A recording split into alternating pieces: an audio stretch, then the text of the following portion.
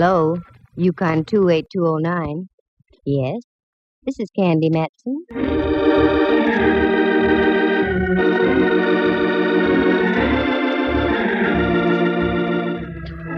Do you have a little unsolved murder in your home? Got some blackmail you want to unload? Are you the victim of some vulgar extortionist? I know a girl you should meet. She may not be the greatest private eye in the world, so what if it does cost you $300 or $400? She sure is sweet.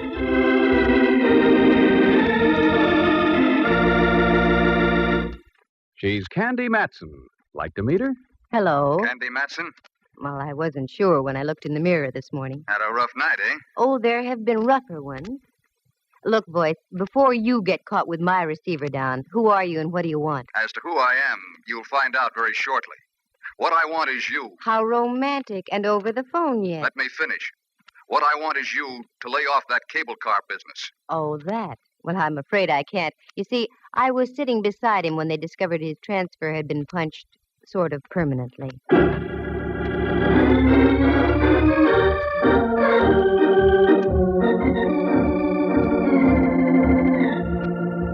That's how things happen with me. I get into the craziest routines. You see, I used to be a model. I've been told I have the proper displacement for such a career. But I found there wasn't enough money in it. A girl has to maintain a nice apartment on Telegraph Hill, keep enough clothes to highlight the displacement I mentioned, and also eat, doesn't she? Sure. So I turned private eye. You meet a better class of people, mostly named Rigger or Mortis. Now take this cable car deal. It's positively fantastic. But after all, this is radio, isn't it? Like to hear how the whole thing happened? Leave us trip along to Act 1.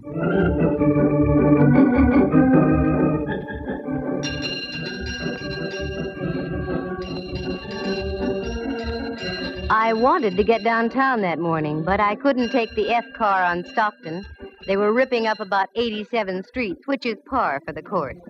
So I walked down Telegraph Hill and up to Mason. That's where the Bay and Powell cable car stops. All aboard! Come on, Lana, show that shapely ankle. We gotta make the Fairmont by Whitsuntide. The car was loaded, and so was the character next to me. I tried to budge into the seat between him and a Fisherman's Wharf dowager, but I couldn't quite make it. I'd forgotten my shoehorn.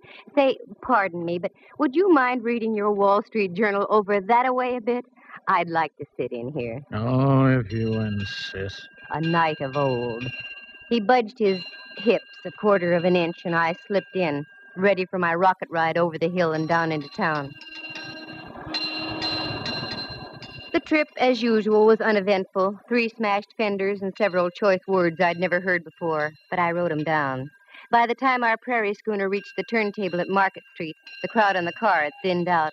But Buster was still beside me, his head buried in common and preferred. Market Street. I started to get down. Hey, lady, take your boyfriend with you. We're heading back up the hill. Boyfriend? I'll sue. He looks like the advance man for Lewis and Clark. How do you like that? He fell asleep over his stocks and bonds. I looked again. Hipsy wasn't asleep. Hipsy was stone cold dead on Market.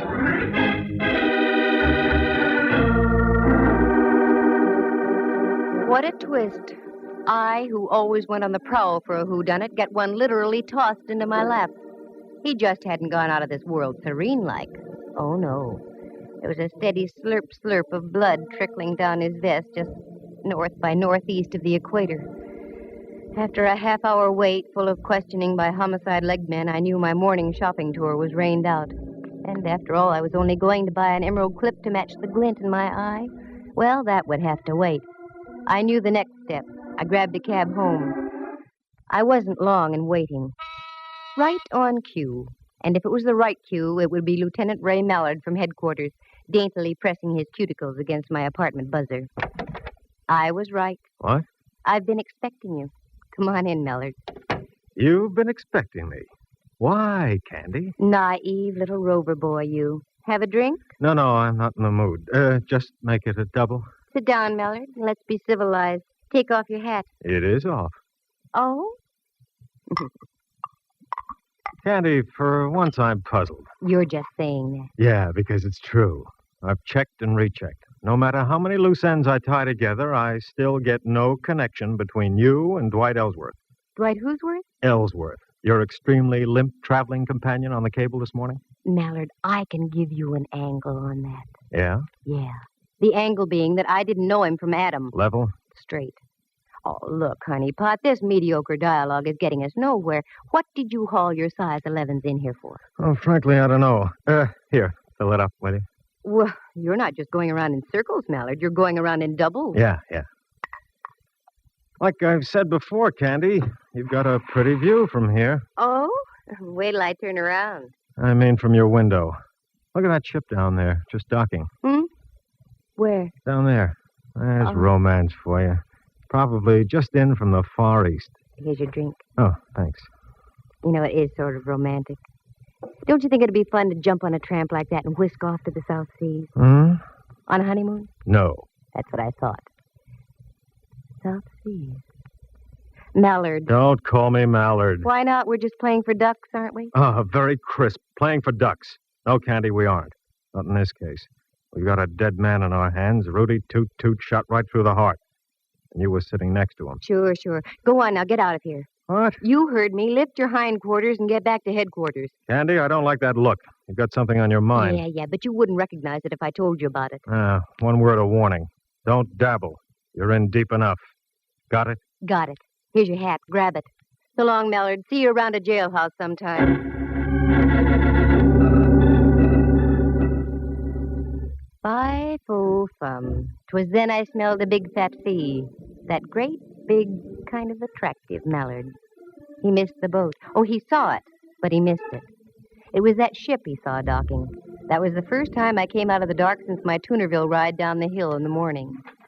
I needed help, so I called an old friend of mine, if you can call that help. Rembrandt Watson was his name. He was a photographer and other things. He spent most of his life in the darkroom dabbling with bottles. His negatives and prints were sharp.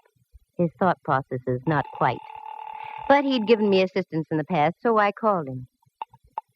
Rembrandt Watson speaking. Photography, portraits, and camera work. Yes, Rembrandt, I know. Also available for gardening, janitorial service, and babysitting. Rembrandt, it's Candy. Especially if they're over 21. Who? Candy? Now you're tuned in. How dare you, baggage. I was experimenting with a new type of formula. 90 proof for 100. 100. And Candy, it works beautifully. There's a delightful little pixie in a pink ballet skirt in my living room. Well, leave her there and get over here immediately to my place. Take a cab. I'll pay for it. I'd much rather have a handsome carriage with a brace of chestnuts. You've got 'em in your head. Now just do as I say and get over here.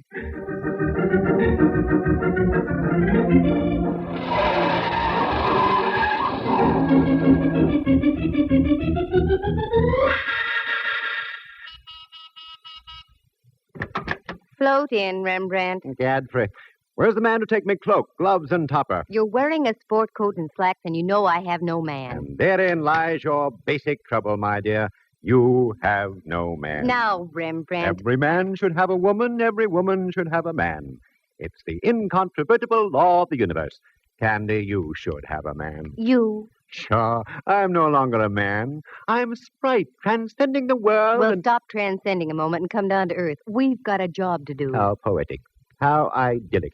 We've got a job to do. For money? Eventually. Oh, one of those. Very well, my dear. Bring me up to date. Well, I don't really know if I can or not. Good. And I shall leave and return to me formula. Oh, no. What I mean is, the whole story's so fantastic you'd never believe it. I might. Try me, Candy. Well, I get on a cable car and sit next to a character reading the Wall Street Journal. A strange coupling. A cable car and the Wall Street Journal. Yeah. And when we get to the end of the line, my friend next to me is dead. Probably the ride down the hill frightened him to death. He looked like a used punch board. He had a neat little bullet hole through his heart. Candy, my little ballerina friend in the pink skirt is more believable than what you just told me. I told you it was fantastic, but none of how it happened. Now, sooner or later, Mallard is going to come out of his fog. And when he does, I'm going to be out of a fee. A fee that so far doesn't exist, my pretty. It will, if my hunch is right. Now, here's what I want you to do. Go down to the Chronicle and get all the back files you can on Southern Islands Steamship Company. The Chronicle? A pleasure. I have a few questionable companions. there who indulge in formulas. Stay away from those companions and just do as I ask. Very well, my dove. I go, but entirely against my will. And where will you be? Around town, Rembrandt. I've got to do some legwork. Let me assure you, Candy, you have just the right equipment for it, too.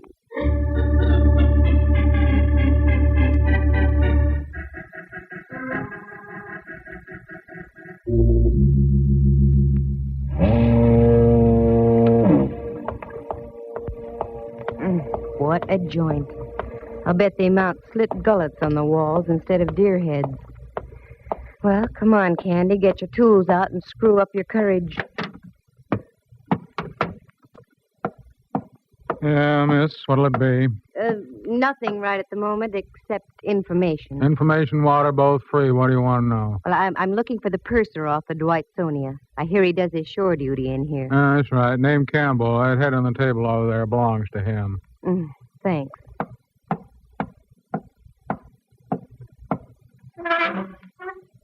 Hello, sailor.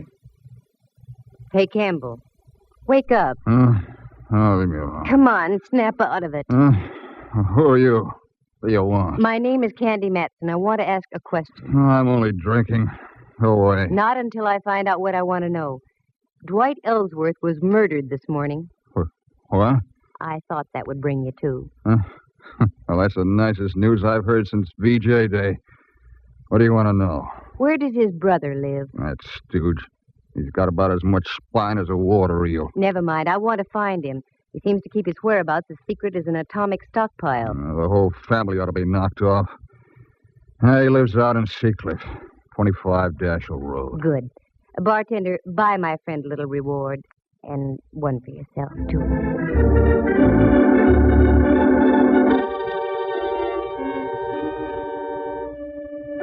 Well, so far, so good. Oh, how did I know about Campbell, the purser? Well, you see, I have quite a few friends, most of whom my pal Mallard doesn't approve. So I grabbed a cab and navigated the driver out toward Seacliff. It was so foggy I couldn't see the meter. But I paid him anyway, gave him a neutral tip, and dismissed him. There it was, 25 Dashiell Road. An austere-looking cabana, one that dared you to ring the front doorbell. I dared. I had the awful feeling I should have been around at the side door delivering hand laundry. Good evening.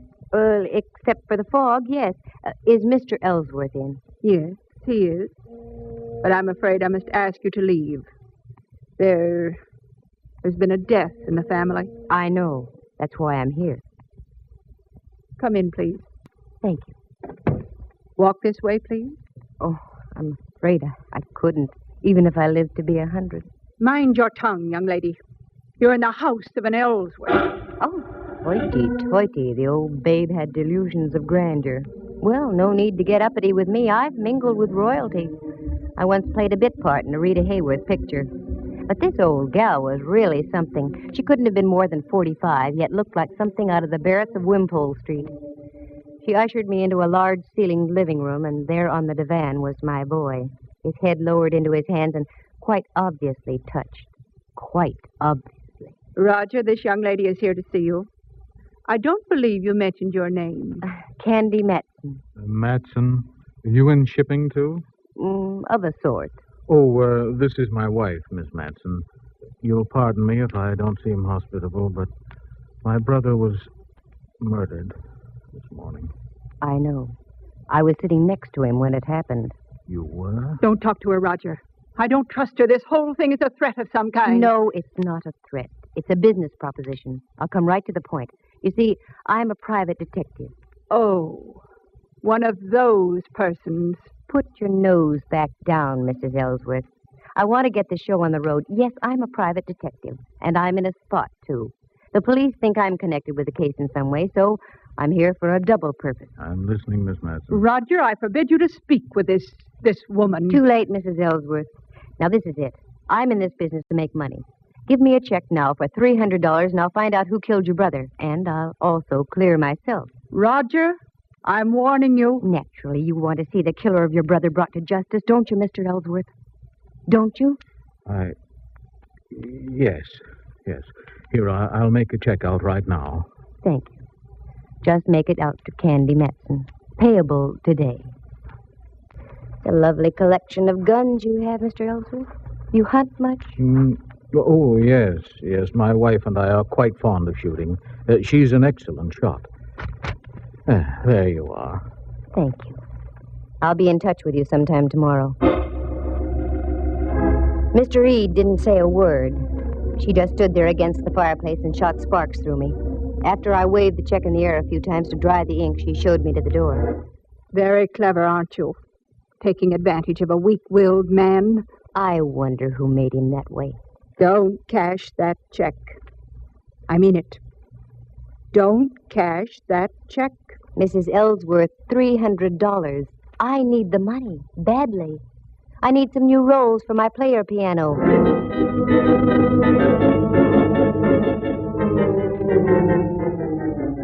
I buzzed back downtown. I wanted to cash that check in a hurry. I knew of only one person who would give me the crisp green at that hour of the night. Uncle Charlie, the honest miller who ran the chase room.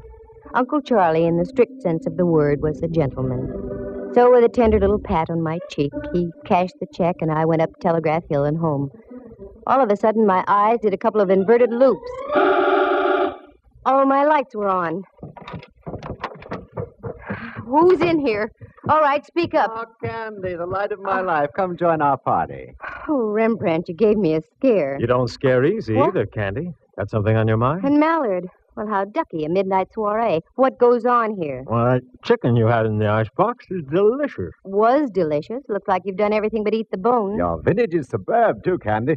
Have a little formula? No, now, come on, what gives? That's my line, Candy. What gives? You're in on something, and I want to know about it. Oh, Mallard, believe me, it's nothing. I'm just trying to parlay a couple of hunches. Tall hunches. Look at all those clippings on the South Sea Island Steamship Company. What are they for? I meant to tell you, Candy, I had remarkable success down at the Chronicle. There's everything you want on that steamship line. Oh, Rembrandt, did you have to tell the whole world? Candy, you chide me unnecessarily. I merely had the clippings on the table when Hawkshaw here walks in on me. Okay, Candy, take it from there. I can't tell you yet, Mallard. Nothing makes sense yet. I've got about 4 loose ends that need tying off. If I'd only put 2 men to following you, I'd save myself a lot of grief. 2 days, that's all, Mallard. Just give me 2 days. I think I'll have it for you. All right. But don't forget, the boys down at Kearney Street headquarters don't love you the way I do. 2 days. No more or less. I gotta go. Thanks for the fowl, chicken. Very gay. Here, Rembrandt, here's $50 for you. 50? My word. What's all this talk about a recession? Go on and take it. Go someplace and stabilize the economy.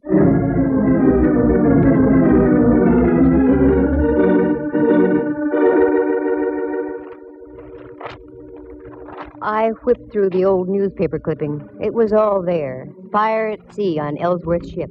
2 seamen lost off Ellsworth's ship near Honolulu. South Sea Island line ship loses rudder in storm. On and on it went over a period of 3 years. I threw the papers back on the table. Helped myself to some of Rembrandt's formula. Turned down the lights and went out on the porch.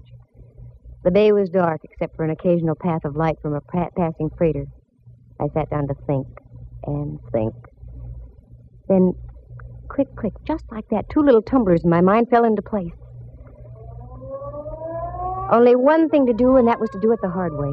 The next morning, just as the ferry building siren was announcing 8 o'clock to downtown San Francisco, I got Rembrandt on the phone. Candy, what on earth are you calling me for at this hour? Can't help it. There's work to be done. I did my work last night so extremely well that I'm just going to bed now. Sorry, you'll just have to delay your sack time. Meet me at the corner of Mason and Union in 10 minutes, right where the cable car stops. Now, what are we going to do? We're going to take a cable car ride. What? One of those bouncing, jerky little contraptions? Not the way I feel this morning. Oh, yes, you are. Union and Mason in 10 minutes.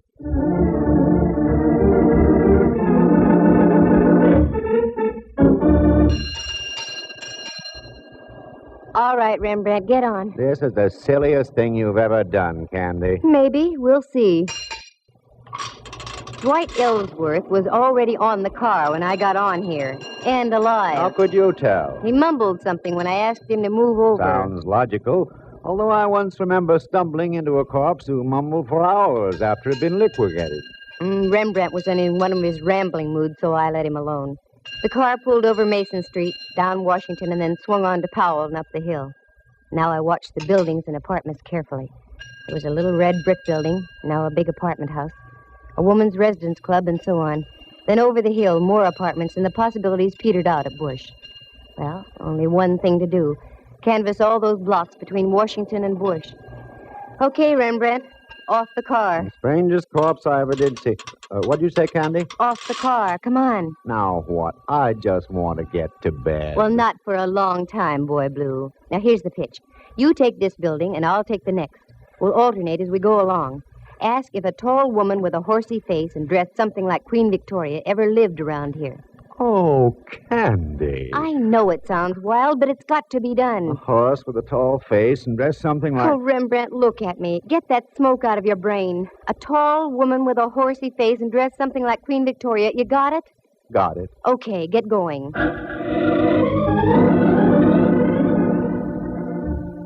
It was slow and tiresome. And the answers I got. A tall gal dressed like Queen Victoria? Oh, sister! That was about par. Nope, nobody like that ever lived here. Are you positive? A dame who fits that description? Yeah, I'm positive. The morning wore on, and so did we. We were over on the other side of California Street now, so we stopped and had a bite to eat. I had pickles with mine, and Rembrandt had olives on toothpicks in a glass. And again, we picked up the hunt. My heart was suddenly making with a rumba. There, just on the other side of Clay, in front of a 3-story red brick house, was a police squad car. There was a little knot of people gathered around. Daintily lifting my crinoline, I did a Mel Patton down the block and up the front steps. I didn't have any trouble finding the room. The door was wide open, and there was a body on the floor.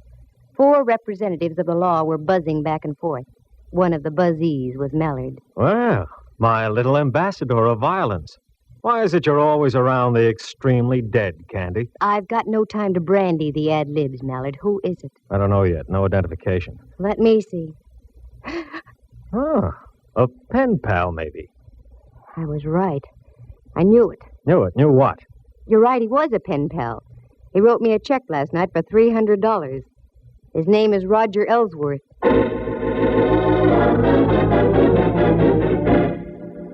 Very interesting. Must be open season on Ellsworth. Okay, Candy. Time you filled in the blanks. Start. Wait a minute. I want to look at the window over here. Mallard, there are a couple of younger Ellsworths living around town here. I'm sure you'd like to see them stay healthy. Yeah? Get out to 25 Dashiell Road and pick up an old crone also named Ellsworth. 5 will get you 20. She's the one you're after. All right. But you get back to your place and stay put, understand? I want to have a more illuminating chat with you. Oh, Mallard, I'm just like putty in your hands.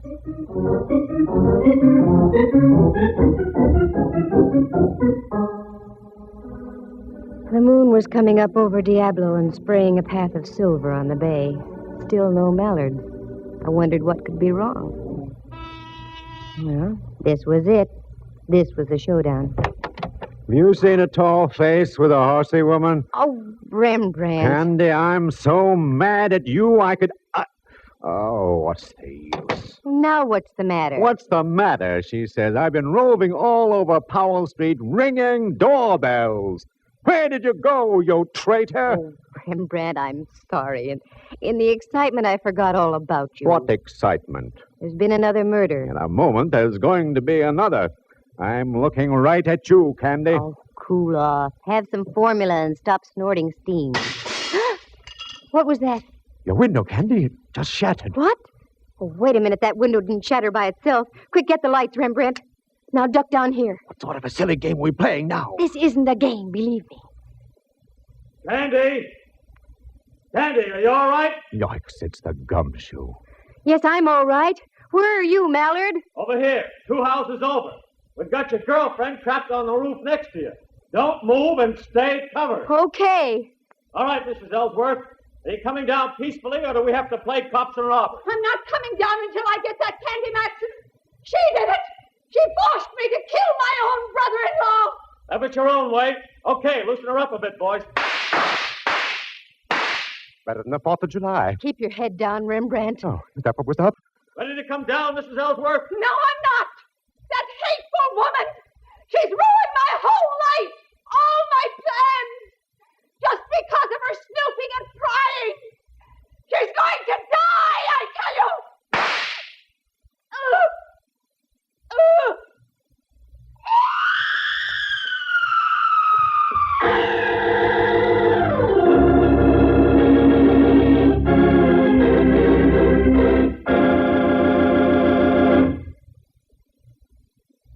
It was a miracle, Candy. You must have moved slightly just as she shot at you. Well, it was too close, I can tell you. She's dead? Oh, decidedly. I think she was dead before she hit the ground. That one shot got her. We went out to her house, and she was just driving off when we got there. We trailed her up to North Beach, lost her for a block, and then spotted her car at the top of the hill here. We arrived just as she was getting on the roof next door. Okay, now you tell me your little dream. Well, it was that ship docking that set my wheels going around. The name Ellsworth started burning in back somewhere. You saw the clippings we dug up. Yeah. The South Sea Island steamship lines were slowly being sabotaged. I did some checking, and I found that the insurance companies weren't going to renew. Yeah. I don't know why I didn't tie that in sooner. Oh, it's just that you have too many things on your mind, Mallard, dear. I went out to the place on Dashiell Road, and when I left, I was pretty sure the old girl had knocked off her brother-in-law. Why? Well, for several reasons. One, she was a venomous old witch. Two, you've never seen such a collection of guns in all your life. And her husband admitted she was a darn good shot. I also saw one little pot gun that was very interesting. It had a silencer on it. Uh-huh. That was the one she used on you tonight. And also the one she used on Dwight Ellsworth from the window of that apartment where you found her husband. How do you know? Go back there. You'll see a nice little bullet hole in the curtain with burned powder all around it. Now, don't tell me that... Yes, I'm telling you that she rented that place knowing that her brother-in-law always went downtown on a certain cable car. She waited that morning until we were riding by, and she plugged him. I have now heard everything. And the reason? Dwight Ellsworth, rather than fighting the insurance companies, had decided to sell his steamship line. But the old gal thought she'd beat him to the punch by knocking him off. The steamship company would then fall into her husband's hands. Yeah. What about her husband? Well, after he gave me the check and I left, they evidently had a fearful row, and she spilled the beans. Somehow she lured him down to that place on Powell and gave him some lead poisoning, too. And that's all there is to it. Candy, I wish you'd have told me all these things earlier. We might have been able to save the life of Roger Ellsworth. No, it wouldn't do any good. Because if she hadn't killed him, I was going to. What? Mm-hmm. While I was waiting for you to get here, the phone rang. It was Uncle Charlie, the honest miller. That no-good Roger Ellsworth. His check bounced like a brand-new golf ball. What's so funny, Mallard? Listen in again to the further adventures of Candy Matson, Girl Sucker. Well, that's the way it goes. Sometimes you win, sometimes you don't. In this case, nobody did, except Rembrandt. He'd stocked his darkroom with $50 worth of formula, and not the kind you use on negatives either. Let's see. Murder on a cable car, Dwight and Roger Ellsworth done in as well as the old gal. One check that bounced. It really does sound fantastic, doesn't it? But I told you this was radio, didn't I? Oh, wait a minute. Maybe I did come out ahead at that. On the way out, Mallard leaned down and kissed me. The first time it ever happened. You know, at times, it's kind of fun to be in the arms of the law. Listen again next week at the same time. For excitement and adventure, just dial... Candy Matson, YUkon 28209. Heard tonight were Helen Cleve, Jack Cahill, and Harry Bechtel, Jack Thomas as Rembrandt, and Henry Leff as Mallard. The program stars Natalie Masters as Candy and is written and produced by Monty Masters.